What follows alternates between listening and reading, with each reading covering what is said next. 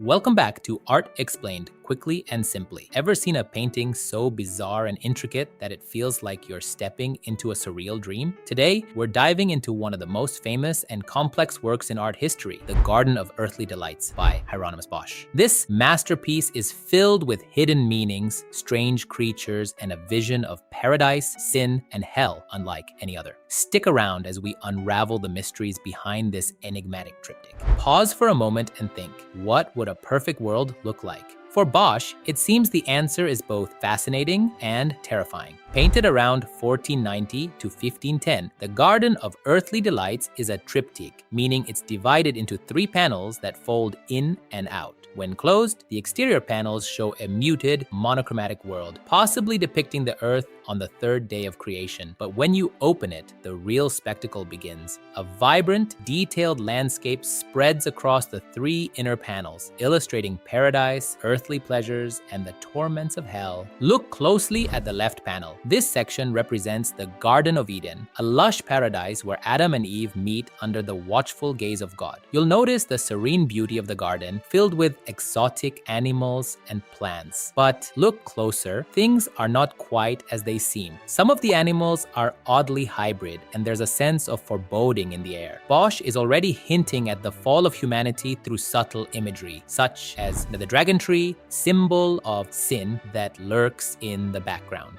Now, let's move to the center panel, the largest and most visually overwhelming part of the triptych. Here we see the Garden of Earthly Delights, an explosion of activity, filled with nude figures, strange fruits, and fantastical creatures. At first glance, it might seem like a scene of innocent pleasure and joy, but Bosch's intent goes much deeper. The figures indulge in pleasures of the flesh, eating, drinking, and engaging in hedonistic behavior. This panel represents the temptations of earthly life, a place where humanity is consumed by sin. Ask yourself, why does this seemingly joyful scene feel a little unsettling? Is it the surreal nature of the creatures, or is it something darker hidden beneath the surface? Here's where it gets even more fascinating. Bosch fills the central panel with symbolism, much of it tied to medieval ideas of sin and morality. The oversized fruits, particularly berries, symbolize indulgence and transience, suggesting that the pleasures of the flesh are fleeting and dangerous. The various nude figures are depicted in strange, often unnatural postures, further emphasizing the idea that humanity's indulgence is unnatural and will lead to destruction. Now, brace yourself for the right panel. This is Bosch's vision of hell, a nightmarish landscape of punishment and chaos. The once vibrant colors of paradise and pleasure have turned into a dark,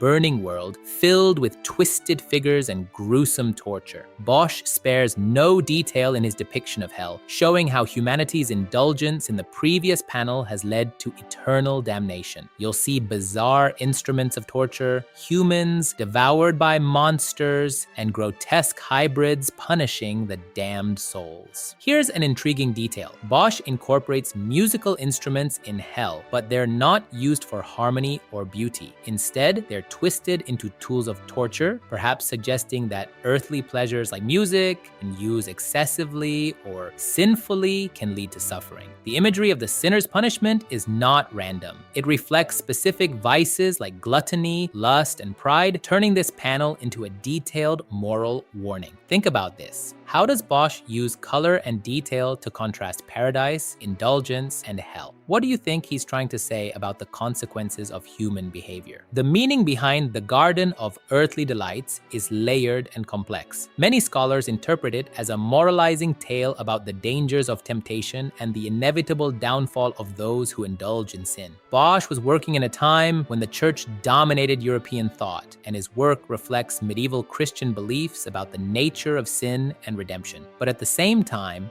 Bosch's surreal, almost hallucinatory style suggests that he was also fascinated by the human imagination and its darker sides. Here's another fascinating fact. Bosch's work was highly unusual for its time. While many artists of his era were focused on religious themes, they typically depicted them in a more straightforward manner. Bosch, on the other hand, pushed the boundaries of art by blending religious imagery with the fantastical, making his work both a spiritual lesson and a visual puzzle for viewers to decode. Try this. Next time you see a work of art that feels strange or surreal, think about how the artist might be using that imagery to convey deeper meanings. What symbols can you find, and how do they relate to the broader themes of the work? So, in short, The Garden of Earthly Delights by Hieronymus Bosch is much more than just a strange, surreal painting. It's a complex exploration of humanity's journey from innocence to sin and ultimately to damnation.